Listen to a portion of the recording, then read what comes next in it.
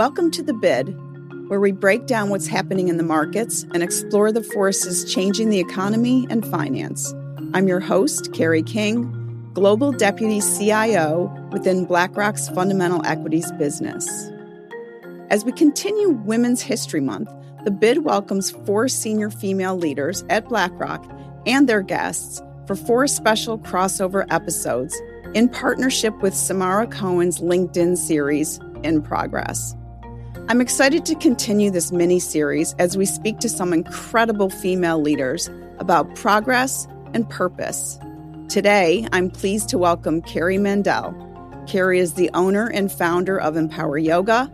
Keri started her journey with yoga 13 years ago while searching for a way to become more active and find balance in her life. Through the years, yoga transformed Keri physically, emotionally, and spiritually, allowing her to connect with others, improve her fitness, and gain a better understanding of her true inner self. Having worked for over a decade as a special education teacher and school administrator, Keri is a teacher at heart. She is also an ultra runner, an Ironman, a CrossFit and triathlon coach, and a leadership expert with unstoppable energy and a can-do attitude that energizes and inspires others, including myself. Keri, welcome. Thank you for having me.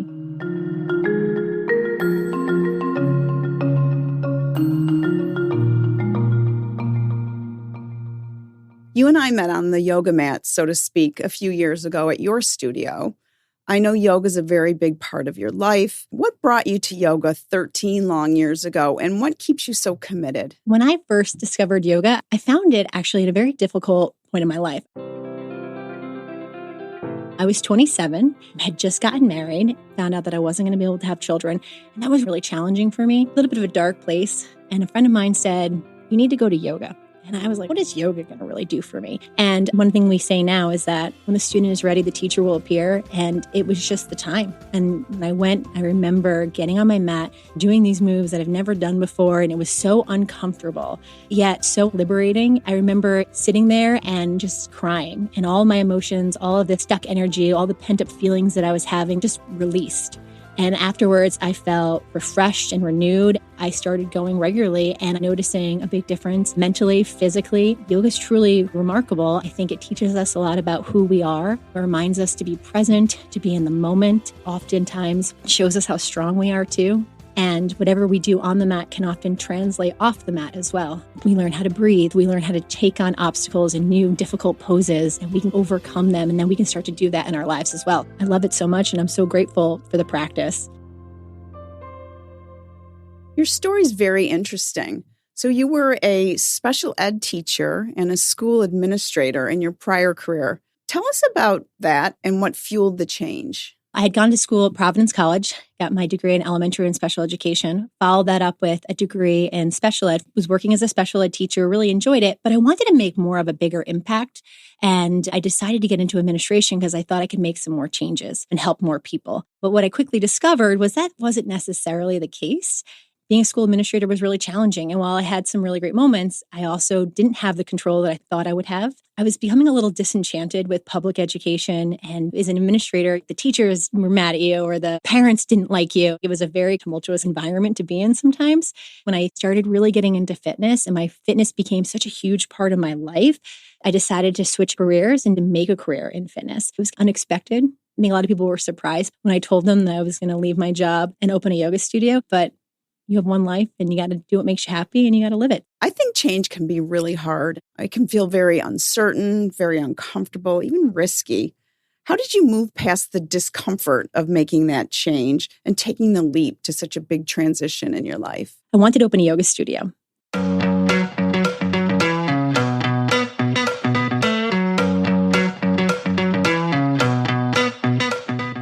Yoga had been such a big, huge part of my life and had done so much for me over the years that I wanted to give back to others. As I mentioned previously, As administrator, you sometimes get all the hate. That's one thing I love about the studio now is that I get to be the best part of people's day, which is pretty incredible.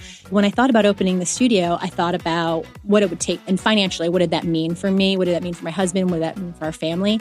And at the end of the day, it was a risk that I was comfortable taking. I thought, you know what? If it didn't work out, the worst that could happen would be like the cost of a college education. And opening up a business is just like that. It's an education. I knew that if that was the worst case scenario and I was comfortable with it, I said, why not do it? And that's what we did. It wasn't easy. Our first location fell through. And there was a few years when I quit my job to when the actual studio opened that I was working all kinds of different jobs. I tried to piece things together to make some money. Working at other yoga studios, teaching, coaching. It was hard. At one point, my husband looked at me and was like, you need to get your job back. And I was like, no. Challenging things happen, but it's about overcoming them, seeing it through, and not giving up. So not giving up. That's interesting that you mention it. Something that absolutely astounds me and inspires me are the physical feats that I know that you've accomplished. So let me just recap them for our listeners. You've done the World Marathon Challenge, and correct me if I'm wrong, that's 7 marathons on 7 continents in 7 consecutive days. You've also completed a 100-mile run. What motivates you to embark on these sorts of extreme physical challenges? I can imagine they're also very emotionally challenging. Definitely. Going back to when I came to yoga, I wasn't a very active person. I didn't really become active until much later in life. The turning point was trying to discover what my body could do. I thought that I was going to have this life, this career, these kids, this family. And when that was taken away, I decided, forget about what my body couldn't do. So I couldn't have kids. What did that mean for me? And my life changed. I started to think about what I could do. And that's how I started completing these feats. I wasn't a runner. So I decided to start running. I met a girl at the gym who was running on a treadmill and she was wearing a weighted vest. And I remember walking up to her and saying, what are you doing? What are you training for? And she said, the Boston Marathon. And I started getting in the gym early and I would walk next to her. And before I knew it, I would jog next to her. And then she introduced me to a running group and I started running. So from there, I always upped the ante. I trained for a 10-miler and then a half marathon. And then I did my first marathon. And when I finished that, it was amazing. I felt like I was on top of the world. And then I was like, well, I want to do all the world major marathons. And once I finished that, I want to do all the marathons on all the continents. And then once I finished that, I was like, I want to run further.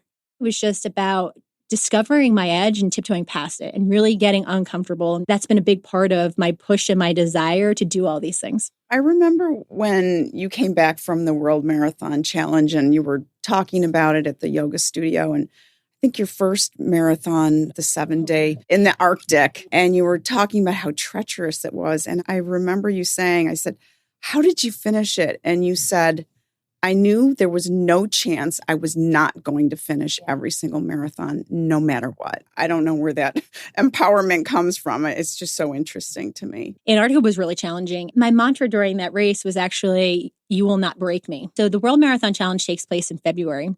I was one of 166 people and 34 women in the world to ever do it. And when we were preparing for it, Antarctica, February is summer. So typically the weather is about 32 degrees. So it's something I'm very comfortable running in. But what was unexpected is I had a cold front that year. So it was actually -20 with 50-mile-per-hour gale force winds. It was freezing. I ended up with frostbite in 2 fingers and a toe. The snow drifts were up to my knees and it was crazy. But I was like, I didn't come this far to only come this far.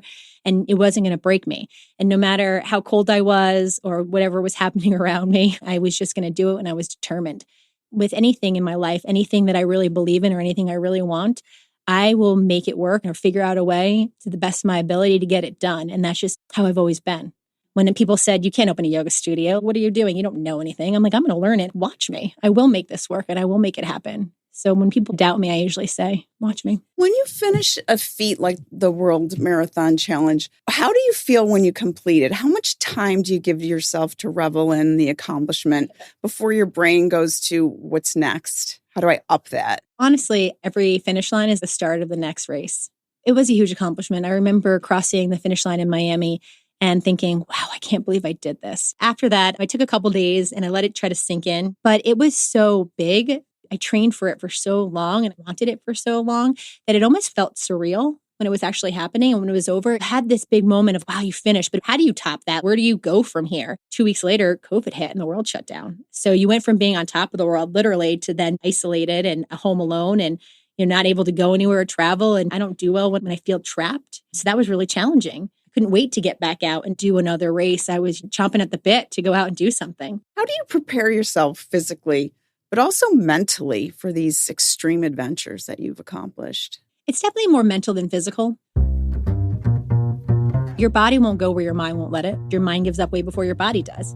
So it's convincing yourself that you can do it. And for me, it's about putting myself in uncomfortable situations all the time, because the more uncomfortable you are, then you develop grit and resiliency, and it just makes you stronger and better. When things start to happen or come up, you already have these experiences that you can pull from to help you continue to keep moving on, to keep going forward. I do spend a lot of time training, different hours of the day in different conditions. I also listen to a lot of books. I like listening to David Goggins. He's crazy. Most people think that I'm crazy, but I like David, and he's at a whole other level too. David Goggins is a Marine, and he has a really incredibly unique story because he grew up in poverty, and he's kind of become this machine. And his whole goal in life is to just try to show people what's really possible and that you can do hard things. And he tries to live by those examples. When I was younger, I didn't think that I could do things. I never thought I could run. We kind of pigeonhole ourselves into thinking that your life has to be a certain way, or this is what it's supposed to look like, or this is what you can and can't do. So it's about discovering what it is. So for me, David Goggins was great. He talks about being uncommon amongst the uncommon. I don't want to be like everybody else. I want to be different. I want to be unique. I want to go against the grain, and I want to challenge myself and challenge those around me, my clients, my students in the studio, to stoke that fire within, to start believing in themselves and empowering them to do their impossible. That brings me to something I was thinking about, which is self-doubt, which so many of us, probably everybody, has moments, some more, some less, of self-doubt. It seems like there's really no room for self-doubt when you're preparing for these extreme challenges. Do you ever feel doubt? And how do you deal with it in your physical endeavors and in your life in general? Really, there's no place for it. My attitude about it is you either think you can or you think you can't, and you're right. So if you think you can do something, you're going to do it. If you think you can't do it, you're not going to do it. You already set yourself up for failure. When I want to do something, or if I'm trying to tackle really challenging tasks, you can't let that doubt creep in. You got to keep a positive mental attitude, and you got to keep pushing forward. So that's why I rely on positive mantras or ideas, or pulling from those other experiences. Like, you've been here before, you've faced this before. You know, tough times don't last. You will get through this. And it's just reminding yourself during those challenging times. Because if you doubt, then that's when it's going to fall apart and you're not going to do it. You're going to fail. What are some of the positive mantras that you fall back on? Most recently, I did Ironman this past fall. It was really windy. It was probably one of the hardest bike rides with 30-mile-per-hour winds. I actually got tossed off the bike in this big gust. It was so hard. And anything I'm doing in the moment is the hardest thing I'm doing. Yeah, the World Marathon Challenge is hard, but in this moment, this is the hardest thing. So I was biking and I'm like, I am strong, I am fast, I am brave. I am strong, I am fast, I am brave. Because the wind was scary, and getting thrown off. I was cut up and ended up in a ditch that I had to literally crawl myself out of to get back on my bike, to go back into the wind. And I have 20 more miles to go. It would have been very easy to give up, but that's just not me. One of my favorite mantras is, it's a great day to be alive. And I say that often, even when things get a little tough, because I'm like, it can always be worse. So I always try to find the positive and find the good in every day. The world is beautiful. There's amazing things to see and do and experience. And it is a great day to be alive. So a big part of achieving goals is progress. And as we know, progress is not always linear. It can be very circuitous. How do you define progress in your life? Sometimes it could be difficult to define, but for me, it's about reducing missed opportunities and increasing one's capacity to learn new things. Personally, progress for myself is trying really difficult things, doing things every day that are uncomfortable, stepping outside my comfort zone. I try really hard every day to try to be the best and strongest that I can be, and better than the day before. So it's taking those little steps each day that overall makes for large progress. In regards to business, I think about my studio, my clients, studio growth. That means getting more clients, maybe larger revenue, so that I could have more class offerings and help more people. I think about my classes, progress. I look at where my students started when they came to the studio and where they are now, and how much stronger they are physically, mentally. I enjoy that process of watching people grow and develop and be their best and strongest selves. So it's multifaceted, it sounds like, for you.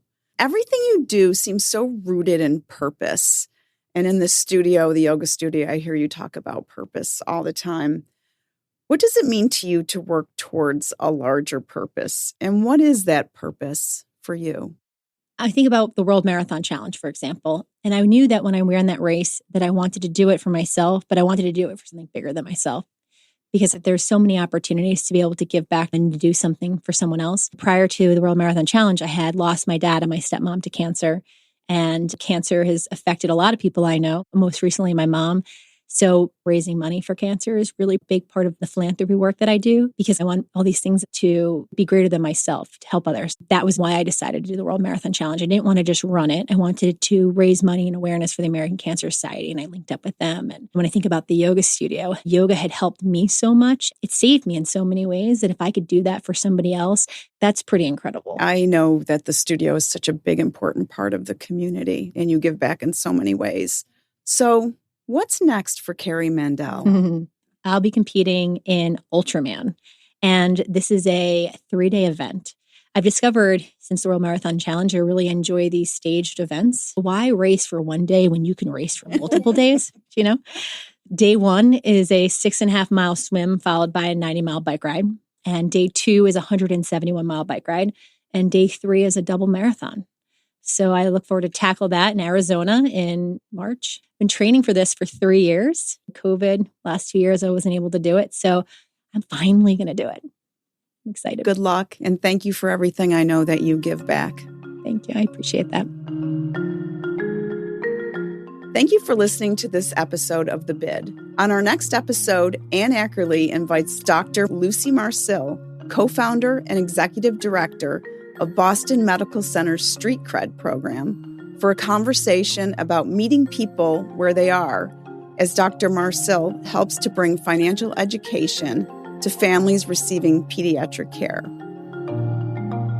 This material is intended for informational purposes only and does not constitute investment advice, a recommendation, or an offer or solicitation to purchase or sell any securities, funds, or strategies to any person in any jurisdiction in which an offer, solicitation, purchase, or sale would be unlawful under the securities laws of such jurisdiction. The opinions expressed are as of the date of publication and are subject to change without notice. Reliance upon information in this material is at the sole discretion of the listener. Investing involves risks. BlackRock does and may seek to do business with companies covered in this podcast. As a result, listeners should be aware that the firm may have a conflict of interest that could affect the objectivity of this podcast. For more information, visit blackrock.com/thebid.